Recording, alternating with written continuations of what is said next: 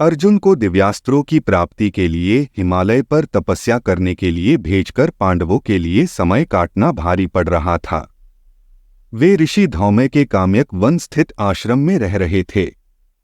अर्जुन को दिव्यास्त्रों की प्राप्ति के लिए भेजने का मकसद यही था कि कौरवों से यदि युद्ध हुआ तो उनकी सेना के महायोद्धा पितामह भीष्म, आचार्य द्रोण, कृपाचार्य और महारथी कर्ण जैसे वीरों से बिना दिव्यास्त्रों के जीत पाना कठिन था। धौम्य ऋषि ने पांडवों को अनेक विचित्र वनों और पवित्र तीर्थ स्थलों के विषय में कथा सुनाई थी।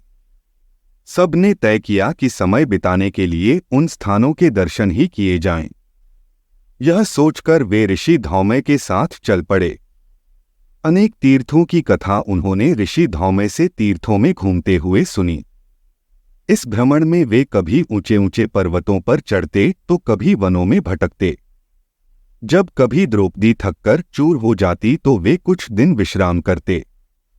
भीमसेन का शारीरिक बल सबको साहस बंधाता और उनका श्रम दूर करता। ऐसे ही एक वन में भीमसेन की भेंट असुर कन्या हिडिंबा से हुई तो भीम ने उससे गंधर्व विवाह कर लिया। उससे उसे घटोत्कच नाम का एक पुत्र प्राप्त हुआ। वह समय समय पर आकर उनकी सहायता किया करता था।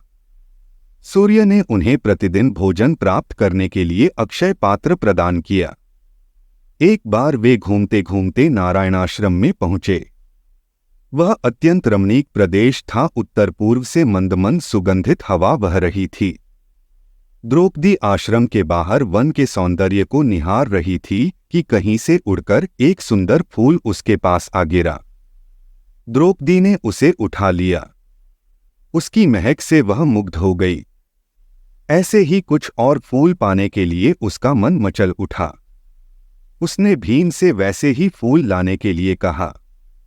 भीम द्रौपदी की इच्छा पूरी करने के लिए उसी ओर चल दिए जिधर से सुगंध आ रही थी। चलते चलते भीम एक पर्वत की घाटी में जा पहुंचे। वहां केले के पेड़ों का एक विशाल बगीचा था। उस बगीचे के बीच मार्ग में एक लाल मुंह का बूढ़ा बंदर लेटा हुआ था। उसे देखकर भीमसेन ने आवाज देकर उसे रास्ते से हट जाने के लिए कहा। उस बंदर ने धीरे से अपनी आंखें खोली और बोला, भाई, मैं बूढ़ा और अशक्त हूं। तुम्हारी भलाई के लिए ही कहता हूं कि इस रास्ते पर आगे मत जाओ। आगे भयानक खतरा है। बंदर की बात सुनकर भीम क्रोध में बोला, अरे बंदर, तू मुझे नहीं जानता। मैं पवन पुत्र हनुमान का छोटा भाई, कुरुवंश का वीर, कुंती और वायु का पुत्र भीम हूं। मैं किसी खतरे से नहीं डरता। मेरे रास्ते से हट जाओ और मुझे जाने दें। बंदर मुस्कराया और बोला, देखो भाई, मैं तो बूढ़ा हूं। तुम या तो मुझे लांघकर चले जाओ या फिर मेरी पूंछ हटाकर निकल जाओ। मेरा काम तुम्हें समझाना था। आगे तुम्हारी इच्छा। बंदर की बात सुनकर भीम को हंसी आ गई। वह बोला, किसी पशु को लांघना शास्त्रों में अनुचित कहा गया है। मैं तुम्हारी पूंछ हटाए देता हूं। यह कहकर भीम बंदर की पूंछ हटाने के लिए नीचे झुका, किंतु वह यह देखकर हैरान रह गया कि पूंछ को हटाना तो दूर, वह उसे हिला भी नहीं सका। उसने बार बार जोर लगाया और पसीने पसीने हो गया। भीम बड़ा लज्जित हुआ। उसने सोचा यह कोई सिद्ध गंधर्व या देवता है। भीम ने नम्रता से कहा, हे देव, मुझे क्षमा करें। आपने मेरा घमंड चूर चूर कर दिया। मैं आपकी शरण में हूं। आप अपना परिचय देकर मुझे कृतार्थ करें। तब उस बंदर ने कहा, हे पांडुवीर, मैं संपूर्ण विश्व के प्राणाधार वायुदेव का पुत्र हूं। हनुमान मेरा नाम है। यह रास्ता देवलोक को जाता है। इस पर अनेक विपदाएं हैं। इसीलिए मैंने तुम्हें रोका। तुम जिस सुगंधित पुष्प की तलाश में यहां आए हो, वे उस सामने वाले जलाशय के आसपास के उपवन में लहलहा रहे हैं।